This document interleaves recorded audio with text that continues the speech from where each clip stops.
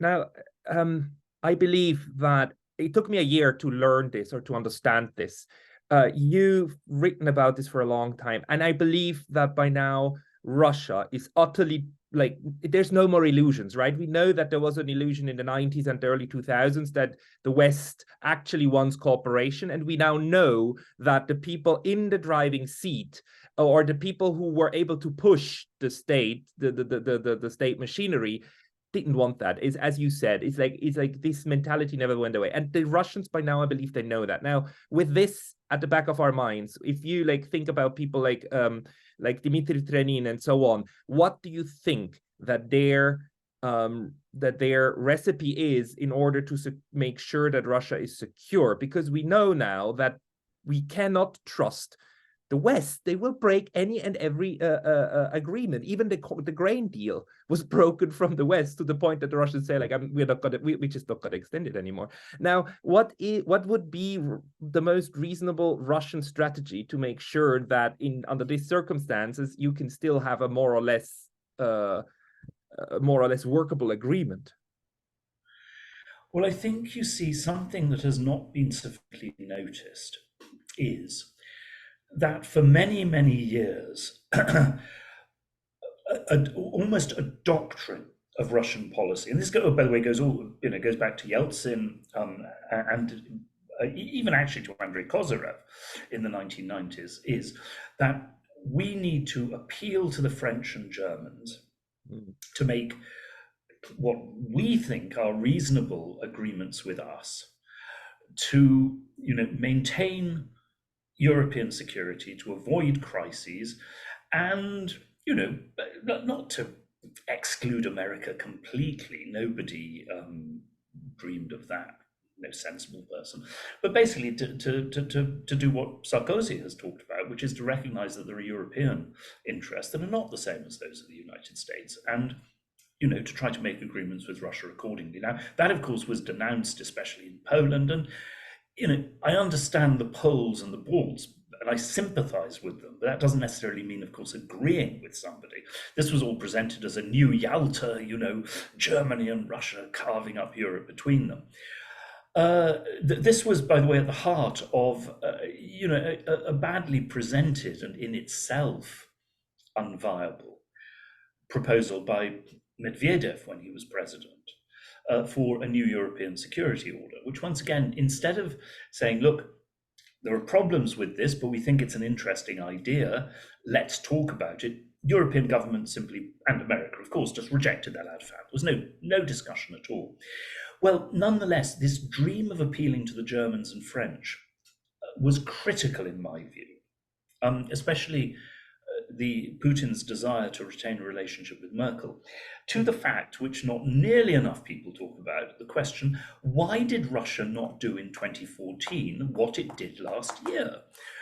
Why did Russia not invade Ukraine in 2014? In the name of a democratically elected president, against what in the end was a coup, even if it started in a popular uprising. And of course, with a perfect casus belli, which America would certainly have used, which was atrocities against pro-Russian demonstrators in Odessa. Now, a key reason, in my view, the key reason they didn't, was that they did not want to wreck the relationship with Germany and France. And that was kept alive through the Minsk process. Then, oddly enough, it came back in a negative kind of way after 2016, because the election of Donald Trump suggested, a deepening cultural political gulf between Europe and America that Russia could play on.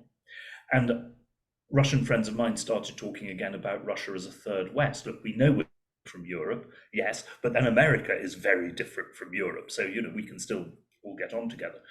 But I think the German and French refusal actually to live up to Minsk.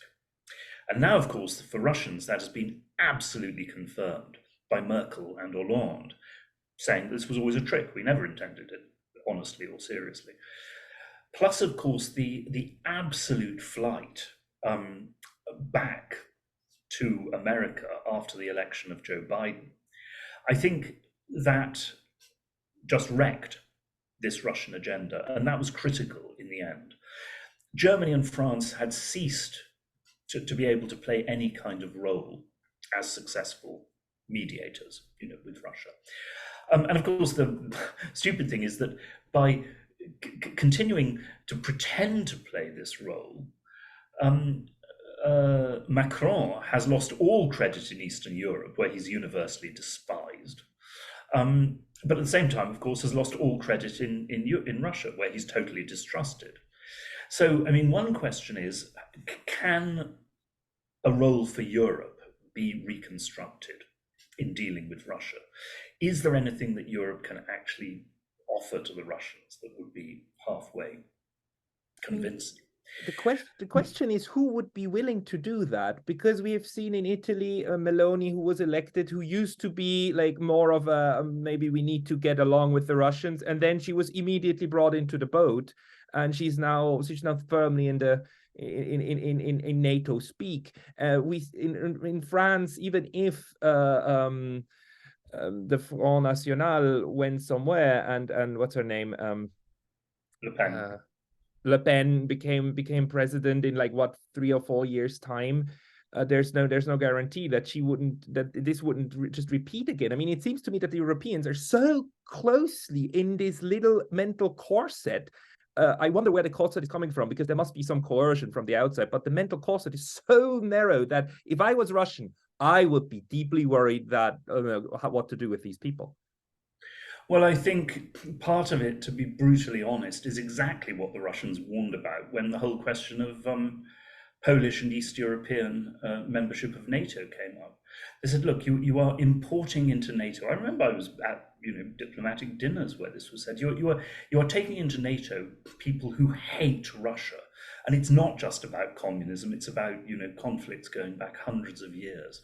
And they will use their influence within NATO and the European Union implacably to turn these organizations against Russia and to wreck any possibility of cooperation. And the response from Western diplomats was, no, you're being, of course, the usual word, paranoid. You're being paranoid. You're exaggerating. Once these countries are in NATO and the European Union, they will feel safe. They will no longer feel threatened by Russia. And then all this business of historical animosity will go away. Well, as if. But an EU official in Brussels last autumn, when I was there, also said something very interesting on that score. Said, look, in any room where you have 27 people, where 22, shall we say, or maybe depending on the issue, 21 or 23, what they are really interested in is maintaining unity and consensus, and not having public splits, and above all, not having anything that could lead to a really deep public split. And you have 4 or 5, depending on the issue once again, who do not give a damn about unity, who are simply determined to get their way at all costs, whatever happens, and are entirely willing to wreck any negotiation, any agreement, any cooperation in order to get their way, and in this case, towards Russia. Who's going to win? Who's going to win? Like in any human interaction, who's going to win? Yeah. Now, a bit of a different question, but one of the things that I think is coming apart now is this narrative of Ukraine is winning. We are seeing now Ukraine is not winning. The opposite is probably the case, and there's only going to be two options: either escalate from the Western side, NATO, and like start sending in like forces from the outside, because the Ukrainians are going to run out of people. They are now contemplating a draft, and bring in all of these people who have no business fighting whatsoever, or actually go for some sort of settlement that Sarkozy is actually talking about. And on the Russian side, you then have to decide whether or not you're going to push on and try to go further into Ukraine and go into the territory of the people who would rather do suicide bombing than be with you, or go for a settlement. Do you think that at some point we are reaching a stalemate logic that will make negotiations along the lines of Sarkozy more reasonable, more likely, or not? At some stage, yes. I mean, I should say, by the way, that, given that, all the military analysts, including myself, were so often proved wrong and surprised last year, I'm very hesitant to make any definite predictions. The Ukrainians have surprised us a number of times. Of course, the Russians have also now surprised the more optimistic Western analysts as well. So, as in any war, we cannot say for sure what will happen. At the moment, things certainly seem to be more on the Russian side. Now, what, however, and by the way, I mean, this was true to a considerable degree in the First World War as well, and certainly as far as Russia was concerned, of course. You have to pay attention to domestic politics. Now, it must, of course, always be acknowledged, and all my Russian friends who used to be insiders now confess this absolutely themselves. We're not insiders anymore. We actually don't know what Putin is thinking, or his immediate coterie, which is, narrowed to maybe half a dozen people. So we don't know. Nonetheless, clearly, as part of the suppression of Wagner, Putin has also acted to not savagely crack down on, but certainly to dampen and sideline some of the most extreme nationalist elements in the Russian elites, as far as Ukraine is concerned. These are the people who are still aiming at total military victory, the conquest of the whole of Ukraine, and to do that have been publicly advocating mobilization along the lines of 1942, conscript the entire male population, nationalize all businesses, food rationing, the lot, back to the Second World War, Great Patriotic War, as they call it. Now, Putin clearly does not want to do that. He has always been afraid in those circumstances of a public backlash. He has not gone along with the hardliners. What he would accept or aim at in terms of an eventual settlement, we don't know. Now, most of the Russians I've talked to have said, as far as both the elites and the mass of the population are concerned, if Putin, say, after it's become clear that the Ukrainian offensive has failed, were to say, bowing to the wishes, the will of the international community as expressed by our friends in Brazil and Indonesia and India, I now call a unilateral ceasefire, assuming the Ukrainians stick to it, along the present battle lines, and I propose negotiations without preconditions. The great majority of my acquaintances in Russia say, of course, this will also be spun by the Russian media, the state media and government as a great success, but they said the great majority of the elites and the population would accept that and would be willing to go along with the idea that this was a sufficient Russian victory. But we don't know whether Putin would ever propose that. I mean, the one thing that Putin, he might accept an invitation to open-ended negotiations without a ceasefire, but there's no reason at all why he would do so if the West sets as preconditions things that he will never accept in terms of total withdrawal and so forth. Do you think that a Korean scenario would be feasible, like geographically, a 38th parallel in Ukraine where you just have like a hard contact line but demilitarized and somehow is that geographically plausible or not? It's possible, but the thing is, the line longer. The partition of the Korean peninsula was along, this is what made, of course, the Korean War so very different from the Vietnam War. It's a much shorter line, much more easily defined, cutting a peninsula in two. The line in Ukraine is much longer. And also, I mean, my fear, as far as the stability of something like that is concerned, there are two fears. One is, of course, that both sides would continue to try to undermine the other. And you would certainly have groups in Ukraine which would continue what they would call resistance, the Russians would call terrorism in the Russian-occupied areas, by assassinating local officials and collaborators and so forth. My fear is, from that point of view, that it might look a lot more like Kashmir, where you've also had ceasefires, but constantly interrupted by exchanges of fire, terrorism attacks, and every now and again, not of course in any way most of the time, but occasionally full-scale war. But there's another thing, sorry, which I should have added, which follows on from what I said about Russia. I don't think there's any doubt that as a result of the collapse of the Wagner mutiny and the, I would say without question, assassination of Prigozhin, Putin has, restored a measure of authority, of his personal authority within Russia. You might not like the means, not at all, but it is so. A tremendous fear in the Zelensky government and among Western backers of Ukraine is that if Zelensky ever agreed to a ceasefire without getting back, let alone a peace settlement, without getting back the lost Ukrainian territories, he would face a coup. And indeed, even advisors to Zelensky have said on the record that if he were to do that, he would have signed his political death warrant. They haven't actually threatened a military uprising, but or his physical death warrant, which is what happened to Diem when he was negotiating with North Vietnam. Perhaps.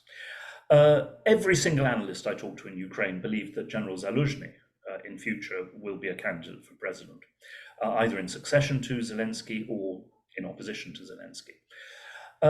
And so, of course, just as, a key reason why so many people, whether actually, from the sort of liberal side, insofar as that still exists in the elites, or the hardline military side in Russia, will not support a revolt or a coup against Putin, because they know that that is the one thing which could ensure complete Russian military defeat in Ukraine. And quite apart from patriotism, especially in the army, of course, nobody wants to inherit government under the shadow of total defeat. But the thing that you see, the same thing goes in Ukraine. The fear is that if Zelensky were to make any kind of peace agreement, there could be, he could be overthrown, there could be political chaos in Ukraine, and then, well, all one can say is it would take very considerable restraint on the Russian side not to exploit that in an effort to win a much bigger victory. So, that, by the way, you quite often see this. One of the reasons why the US didn't try to push the Ghani regime in Afghanistan much harder towards some kind of agreement with the Taliban is that they were convinced, probably with good reason, that if he did that, the Afghan regime would split and collapse, which of course it did in the end anyway. And by the way, before, and we also know this because of the huge, the protests and the pressure on Zelensky. Zelensky was elected on a platform of seeking reconciliation with Russia and peace in the Donbass. That was wrecked by ultra-nationalist pressure from within Ukraine. And to be fair, if one wishes to be fair, to the French and Germans and the Americans over the Minsk agreement, officials said to me at the time, look, we cannot put pressure on Ukraine to fulfill the terms of the Minsk agreement, because there would be an ultra-nationalist revolt within Ukraine, and then that would play totally into Russia's hands. Well, of course, the answer to that is, look, if this is a country so menaced by internal, armed ultra-nationalism, why are we talking about membership of NATO and the European Union? It's absolutely ridiculous. It's absolutely ridiculous. But last question, because in our circles of the internet, the idea is very strong that it's all the United States, that could strong arm Ukraine, and Donald Trump said, "I know exactly how to end the war," which is like cut off all the funding tomorrow, right? Do you also believe that that's an option, or actually are we beyond that point in which, like, even the United States and NATO, even if they put in everything and talk to Zaluzhny and talk to everybody and told everybody this is over, give up, this is an order, do you think the Ukrainian ultra-right, ultra-nationalists would be capable of just saying, like, screw it, we've got enough weapons, we'll continue anyhow, and we'll do this suicide attacks and stuff? I honestly don't know. I mean, their emotions would certainly point in that direction. And you know, it's not quite the same as the Kurds in the past, or or the South Vietnamese or the Afghans, but one can imagine a number of scenarios in the world, particularly with regard to China or internally in the US, which would lead a US administration in the end to say, actually, Ukraine isn't that important. Yeah, you've got to do the best deal you can, or sorry, it's all over.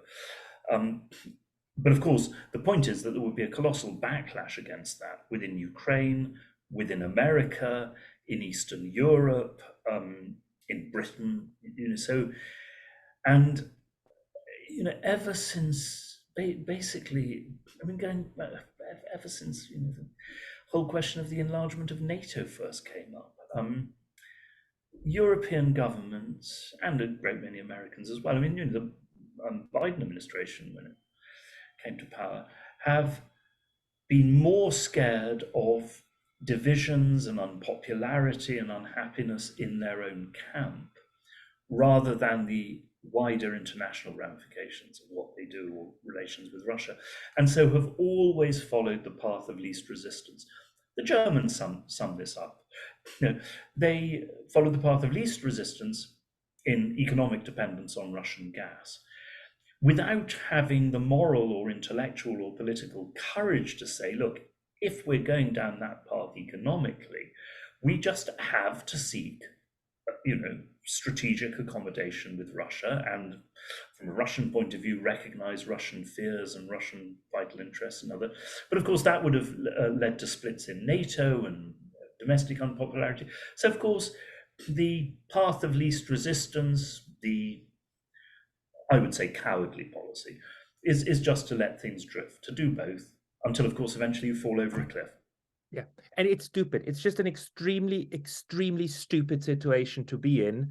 But it's thanks to people like you that we sometimes get little articles that actually shine a little light of reason. So Anatol Lieven, thank you very much for the talk today. It was a pleasure, Pascal. Thank you.